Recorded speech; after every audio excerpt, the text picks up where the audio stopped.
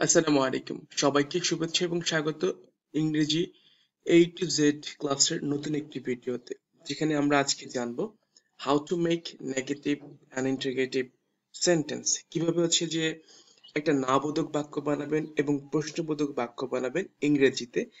এটা অনেক শিক্ষার্থী পারে না বা একটা কনফিউশন থাকে, সো আজকে আমরা সেটা দূর করার চেষ্টা করব। তো ফার্স্ট অফ অল কথা বলি যদি নেগেটিভ সেন্টেন্স নিয়ে, খুবই সিম্পল বিষয়টা। এখানে বলছে নেগেটিভ সেন্টেন্স করতে হলে অক্সিলারি বা modal am is are was আর হ্যাভ হ্যাজ এর, এরপর আছে যে can could shall should will would, যেগুলো আমরা বিগত ভিডিওতে দেখে এসেছি। সো এগুলোর পরে নট বসাতে হবে।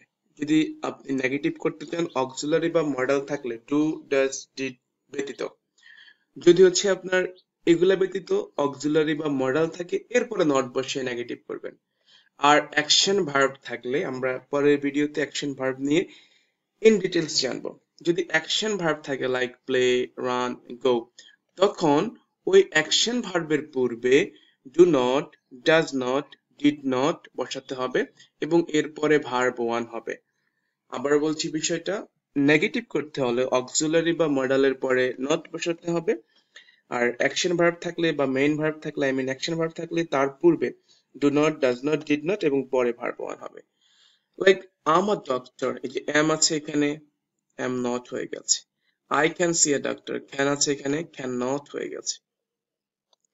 play আছে, এটা অ্যাকশন ভার্ব, তাহলে হচ্ছে এখানে কি হয়ে যাবে do not বা don't হয়ে যাবে। এরপর he eats rice। এখন do does কখন হবে? যদি দেখেন ভার্বের সাথে as বা es আছে তখন does হবে, ভার্বের সাথে as বা es না থাকলে do বা do not হবে, আর ভার্ব টু হলে didn't হবে। এবার যদি আমরা দেখি যে ইংরেজিতে প্রশ্ন করতে হয় কিভাবে, মনে রাখবেন ইংরেজিতে প্রশ্ন করা মানেই সবার প্রথমে অক্সিলারি বা মডাল ভার্ব আসবে। যদি ইনফরমেশন বেসড কোশ্চেন হয় তখন ডাব্লিউএইচ ওয়ার্ড আসতে পারে, আমরা এটা দেখবো ভিডিওতে। কিন্তু মনে রাখবেন ইংলিশে কোশ্চেন করা মানে সবার প্রথমে, আপনি যদি ইয়েস নো কোশ্চেন করেন সবার প্রথমে অক্সিলারি বা মডাল ভার্ব আসে, যেগুলো আমরা দেখেছি। লাইক এখানে am a doctor, am not a doctor, negative. দেখেন এই যে এমটা আগে চলে আসছে, am a doctor. I can see a doctor, I cannot see a doctor, এই যে দেখেন can টা আগে আসছে এখানে, can I see a doctor, I play football, I don't play football। এখন যদি হচ্ছে অক্সিলারি বা মডেল না থাকে আপনাকে অ্যাকশন ভার্ব অনুযায়ী ডু ডাস ডিড টাকে আগে আনতে হবে, তাহলে এখানে ভার্ব ওয়ান হওয়াতে ডু হয়েছে।